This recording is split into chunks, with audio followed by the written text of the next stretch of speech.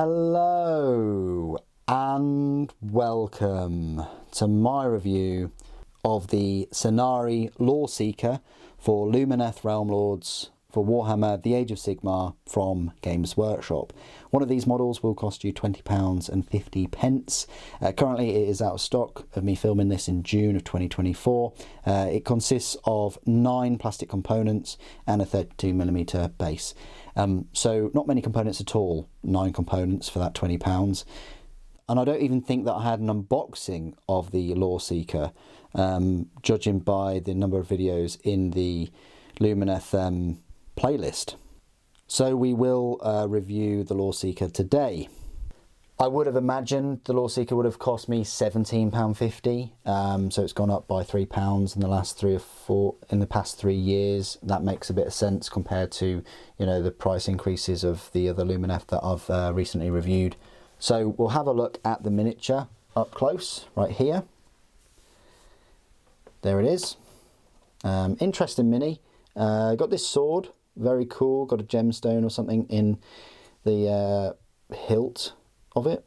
Also got this kind of mage kind of staff thing with this Oscars type bust at the top with this Oscars type statue holding the crescent moon. Very cool.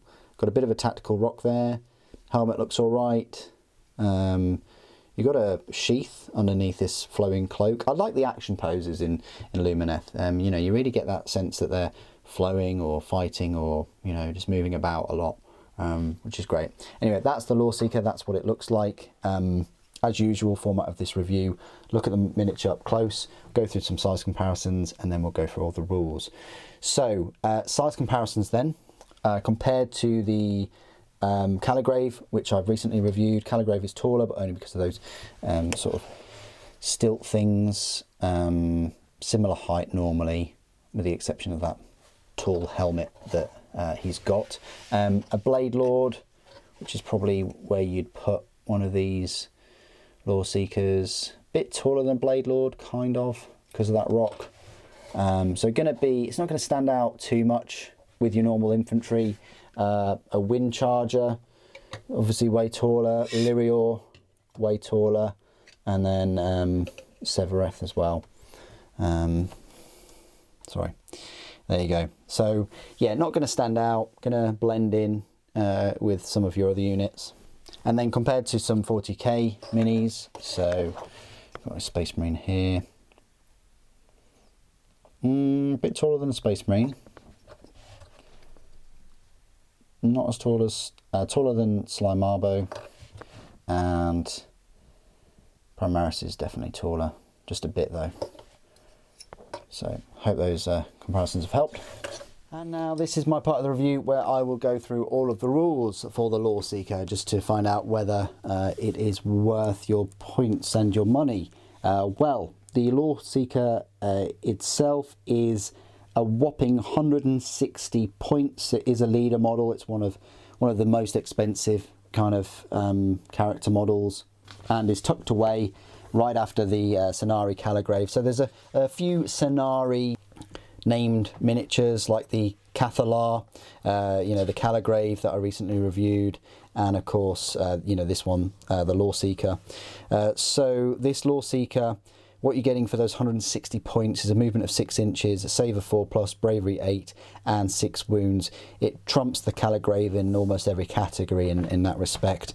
A Scinari Loreseeker is a single model armed with an Eclipsean staff and Loreseeker blade.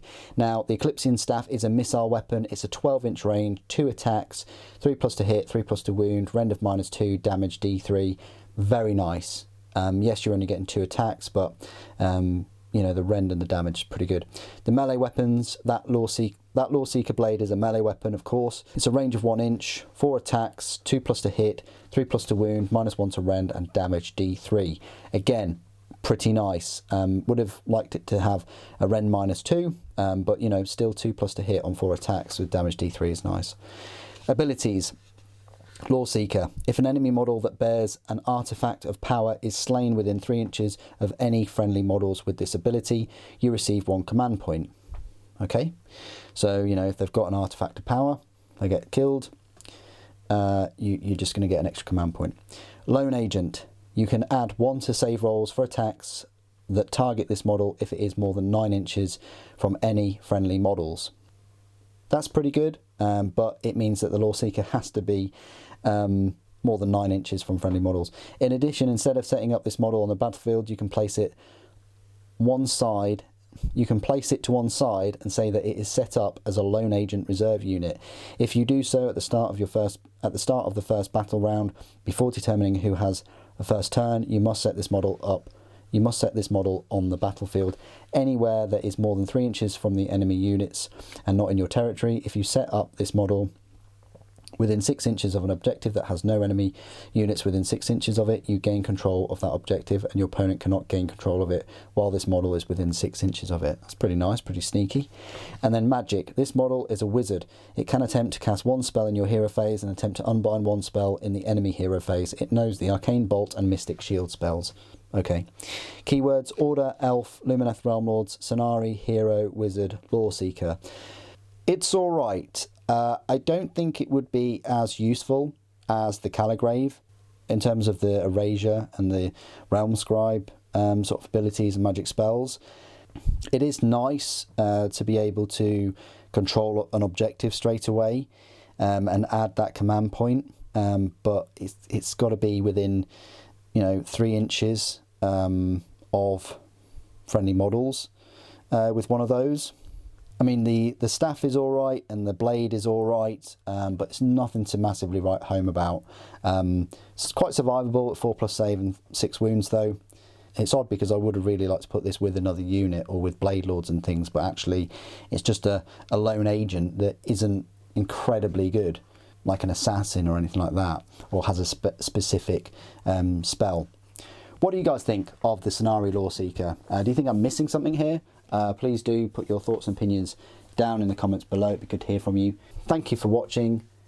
Techless Protects.